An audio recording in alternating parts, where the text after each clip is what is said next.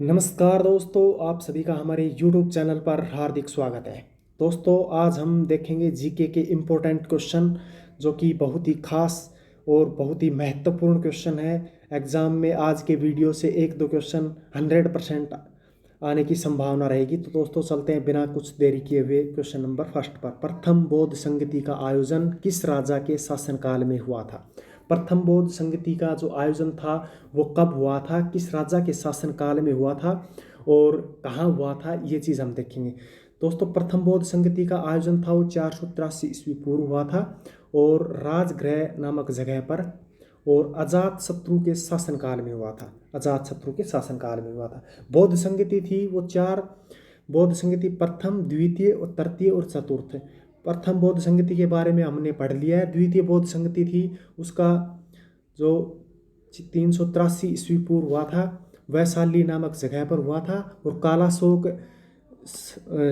कालाशोक के शासनकाल में हुआ था। ठीक है दोस्तों। थर्ड थर्ड बौद्ध संगति में 255 ईस्वी पूर्व और पाटलिपुत्र नामक जगह पर अशोक के शासनकाल में। ठीक है दोस्तों। और चतुर्थ बौद्ध संगति थी वो ईसा की प्रथम शताब्दी में कुंडलवन कश्मीर नामक कुंडलवन जगह पर और कनिष्क के शासनकाल में हुआ था। ठीक है। चारों बौद्ध संगति इंपॉर्टेंट है, एग्जाम में पूछ लेता है हर बार एक क्वेश्चन। ठीक है दोस्तों, चलते हैं नेक्स्ट क्वेश्चन पर। नेक्स्ट क्वेश्चन, निम्नलिखित में से किसको आरबीसी का कब्रिस्तान कहा जाता है? आरबीसी का कब्रिस्तान जो है वो स्प्लीन को कहा जाता है, स्प्लीन प्लीहा, और इसको तिल्ली भी कह सकते हैं अपन, तिल्ली। इसके तीन नाम है, प्लीहा, स्प्लीन और तिल्ली। तीनों में से एक ऑप्शन में दे देगा तो दोस्तों इसका आंसर है वो तिल्ली हो जाएगा। प्लीहा, स्प्लीन, ऑप्शन नंबर बी। और आरबीसी का जो निर्माण होता है ना, आरबीसी का निर्माण वो होता है अस्थि मज्जा में, अस्थि मज्जा में। ठीक है। सो बोन मैरो भी बोलते हैं, bone marrow, bone marrow, MARROW। ठीक है दोस्तों। तो चलते हैं नेक्स्ट क्वेश्चन पर। वर्षा के जल का जो पीएच मान है जब खालिस्तान से कम हो जाती है तो वह अम्लीय कहलाती है या क्षारीय। ठीक है दोस्तों, अम्लीय कब कहलाएगी और क्षारीय कब कहलाएगी? दोस्तों, जो इसका मिडिल मान है वो 7 है। 7 से कम जो है इस साइड, ये तो होगा अम्लीय। ठीक है दोस्तों। और 7 से अधिक होगा तब होगा क्षारीय। क्षारीय। ठीक है, ये बात पहले जान ले अपन। अम्लीय, 7 से कम अम्लीय और 7 से अधिक क्षारीय। अब दोस्तों देखो, वर्षा का जो जल का पीएच मान होता है वो होता है 5.6, जो कि अम्लीय होता है 5.6। ठीक है दोस्तों। 5.6 से कम होता है जो कि अम्लीय वर्षा कहलाती है। और दोस्तों 5-6 पीएच मान और है इंपॉर्टेंट, जैसे शुद्ध जल का हुआ, शुद्ध जल का 7 है। और रक्त का काफ़ी बार एग्जाम में पूछ लेता है, रक्त का पीएच मान 7.4 है। और दूध का भी पूछ लेता है काफ़ी बार, 6.5 है। और सिरके का 4.0 है।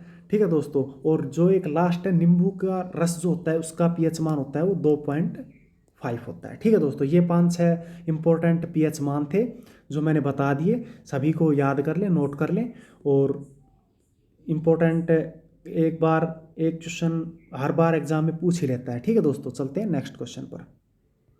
धातुओं का जो राजा है ना वो किसे कहते हैं? धातुओं का राजा किसे कहा जाता है? धातुओं का राजा सभी को पता है, सोना कहलाता है धातुओं का राजा। अब क्वेश्चन तो ये तो नॉर्मल में आ जाता है, अब क्वेश्चन आता है रसायनों का राजा किसे कहते हैं? रसायनों का राजा। ठीक है दोस्तों, रसायनों का राजा जो होता है वो होता है सल्फ्यूरिक अम्ल, सल्फ्यूरिक अम्ल। और जिसका सूत्र होता है H2SO4। ठीक है दोस्तों, ये काफ़ी इंपॉर्टेंट क्वेश्चन है, रसायनों का राजा सल्फ्यूरिक अम्ल H2SO4। चलते हैं नेक्स्ट क्वेश्चन पर। नेक्स्ट क्वेश्चन है, लिटमस विलियन किससे प्राप्त होता है? लिटमस जो विलियन होता है वो किससे प्राप्त होता है? लिटमस विलियन होता है जो लाइकेन से प्राप्त होता है। ठीक है दोस्तों। लाइकेन, लाइकेन जो होता है वो देखो कवक और शैवाल से मिलकर होता है। कवक व शैवाल, शैवाल इनसे मिलकर बना होता है लाइकेन। और जो लाइकेन होता है वो पर्यावरण प्रदूषण का संकेतक होता है। ठीक है दोस्तों। और इसका आंसर क्या हो जाएगा? लिटमस विलियन किससे प्राप्त होता है? लाइकेन से। ठीक है, चलते हैं नेक्स्ट क्वेश्चन पर। 1857 ईस्वी की क्रांति की शुरुआत कब हुई थी? 1857 की क्रांति की शुरुआत जो थी वो हुई थी देखो दोस्तों 1857 की क्रांति 10 मई और 1857, मई 1857, जो कि मेरठ मेरठ में हुई थी। ठीक है, वीडी सावरकर ने 1857 की क्रांति को भारत का प्रथम स्वतंत्रता संग्राम कहा था। वीडी सावरकर जो था उसको, जो 1857 की क्रांति थी, उसे भारत का प्रथम स्वतंत्रता संग्राम कहा था। ठीक है दोस्तों, चलते हैं, मेरठ में हुई थी और 10 मई 1857, ऑप्शन नंबर सी बिल्कुल राइट आंसर होगा। चलते हैं नेक्स्ट क्वेश्चन पर। वायु में 1 डिग्री ताप बढ़ाने पर ध्वनि की चाल कितनी बढ़ती है?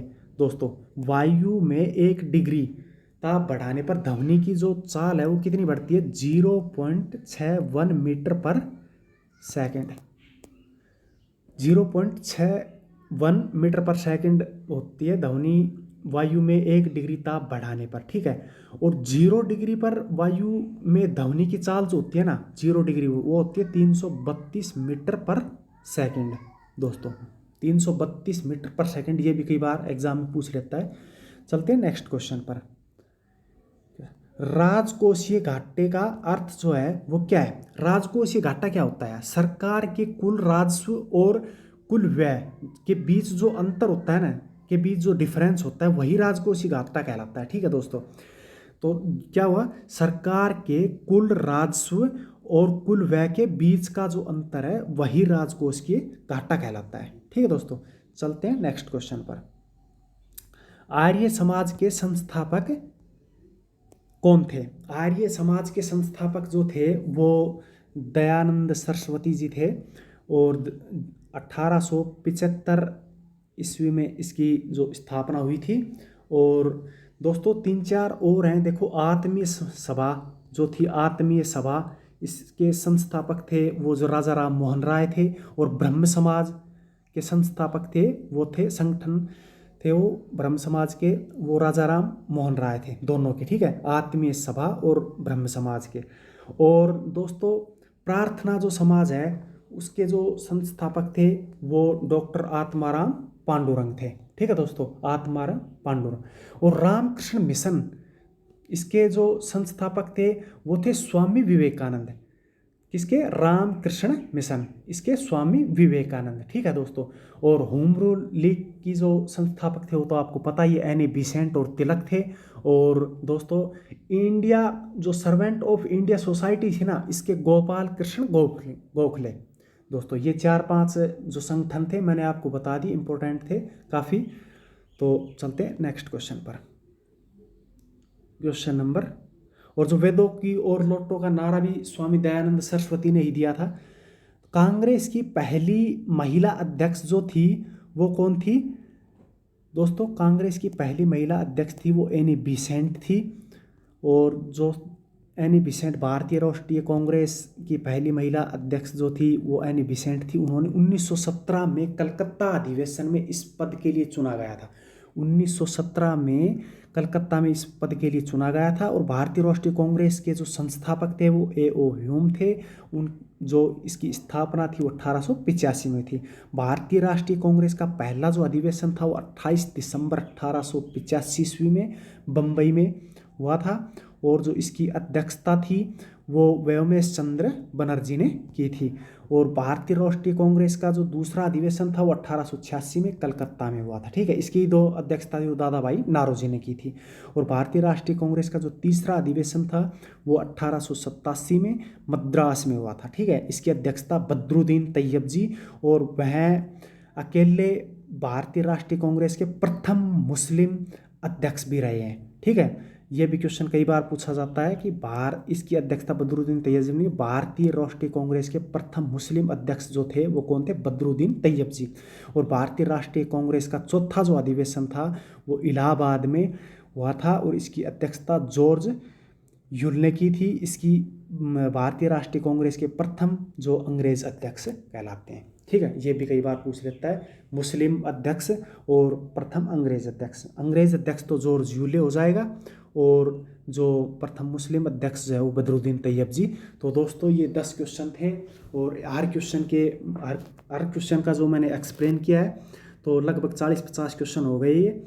और दोस्तों इनमें से लगभग 2-3 क्वेश्चन आने की संभावना एसएससी और रेलवे में बनती है। वीडियो कैसा लगा? अच्छा लगा हो तो लाइक करना, शेयर करना और हमारे चैनल पर नए हो तो सब्सक्राइब करना। दोस्तों जय हिंद, जय भारत।